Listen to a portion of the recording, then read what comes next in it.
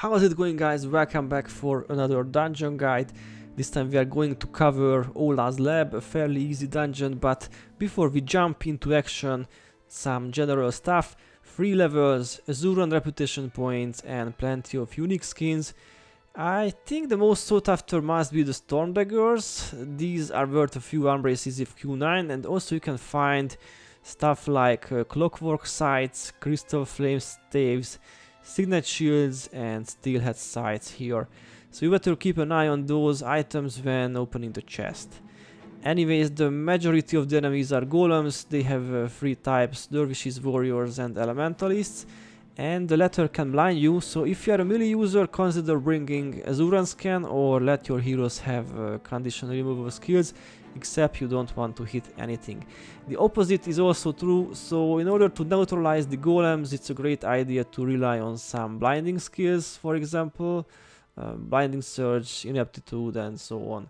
This time I bring you my paragon with the heroic refrain build and the good old dagger skills, and my heroes are quite the usual meta, so research mesmer for pure damage, coaster shutdown, beep necro, ST and SOS ritus as backup, and 2 RLAs with some lightning damage and blinding skills. The run starts from Ratasam, and the first thing we are going to do is find an Azuran NPC called Blim. Now take the little workshop of Arror's quest and enter Magus Stones. Sadly, the dungeon is located in the northwestern corner of the map, so get ready for a good bunch of clearing before you can actually reach the place. And to be honest, this first part is the worst with these fast moving wind riders, so try to aggro only one group at a time, and it's always a great idea to precast some defensive spirits before you start the fight.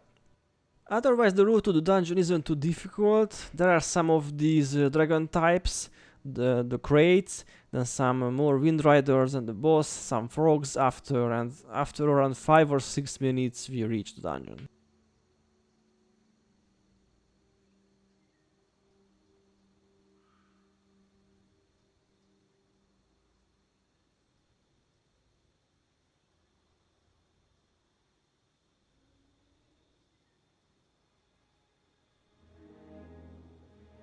So after entering level 1, get the blessing if you need more reputation points, and just start clearing out the place as always.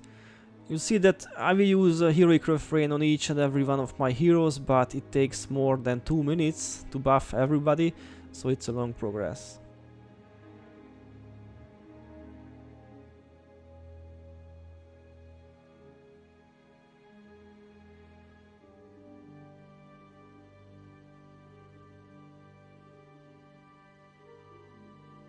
Anyway, generally speaking, this part of level 1 is a bit like Domain of Anguish. It's easy to over-aggro, especially at this part with all the beetles and the golems camping close to each other.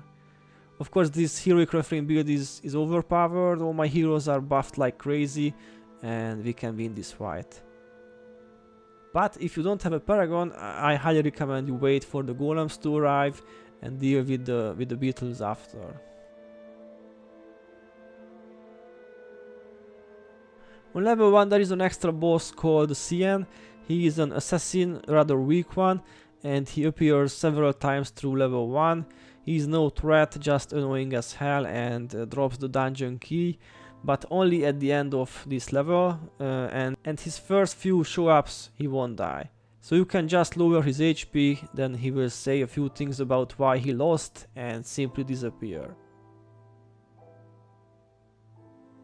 Anyway, I think the dungeon map you see on wiki is wrong. The dungeon key will be dropped by Cyan at the end of level 1 and not in the middle section.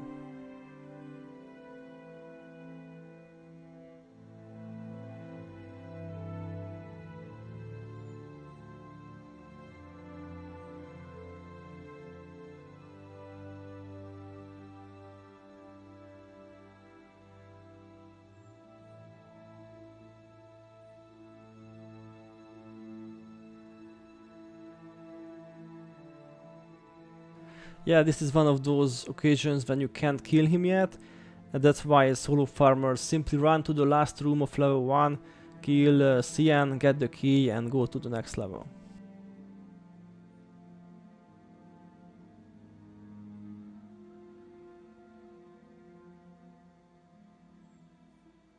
In this room the golems and the bugs are fighting each other. You can either wait or join the fun.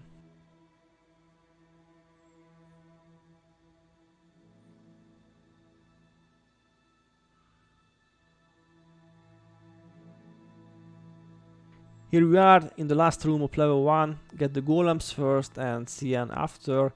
You know the golems deal some decent AoE damage, but the assassin guy is weak, so I think this is the only logical way. Now pick up the key and go to the next level. Level 2 is quite similar, plenty of golems, some forgems, but no more CNs. Hip hip hurrah. And another 2.5 minutes to boost all my heroes. You know, this build is quite tiresome, it is what it is, but once your heroes have +4 of each attribute, no more complaining.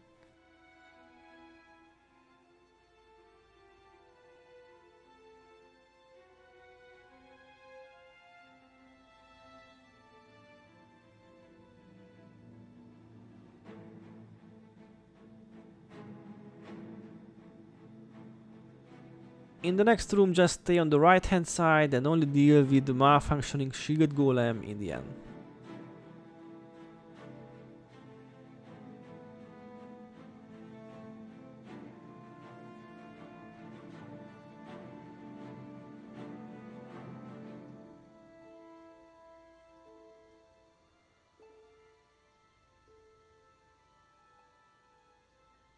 Okay, this unstable magical energy storage needs a bit of explaining. So there is a boss called malfunctioning enduring golem. It is invincible, meaning you can't destroy it under normal circumstances. And there is an item called flux matrix on the ground. So once the small golems are done, pick up the matrix, go back to the energy storage, fill up the matrix, then drop it at the big guy. We must do it 3 times, so speed boosts help a lot. Anyway, you can try to pull the boss here, this is what solo farmers do, and then you can skip all the walking there and back again part, but with heroes I thought I would do it the slow way.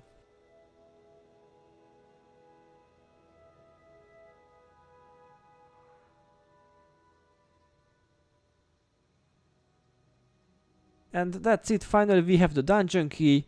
And now simply go back, kill a few more golems if they are in your way, and reach level 3.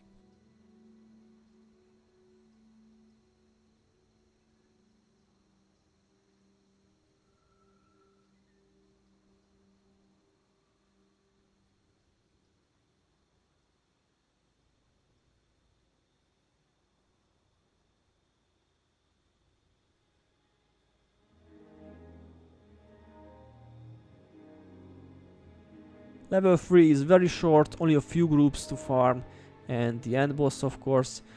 So because of this I will speed up the first minute or 2, there is nothing new here, simple groups, 1 or 2 golems at a time, no big numbers.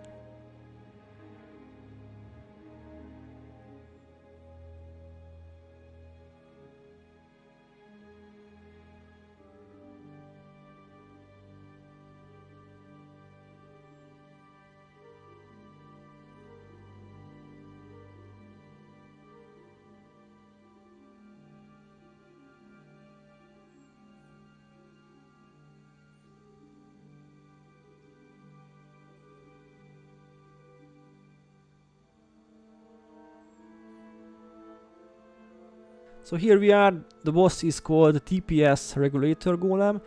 He's kind of special due to his unstable pulse monster only skill. Basically this skill deals like 350 AoE damage, armor ignoring damage, but only if the golem is struck by elemental damage. I would say 99% of all hero groups have some sort of LA damage, so definitely pre-cost the Spirit of Shatter in advance or flag your heroes apart before you kill the boss.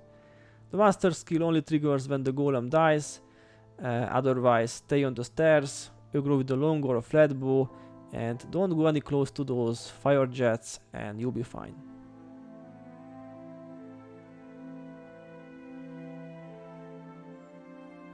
Sadly no storm daggers this time, and that's all I had for today. You can map travel back now, get the quest reward, and as always, thanks for watching and see you next time.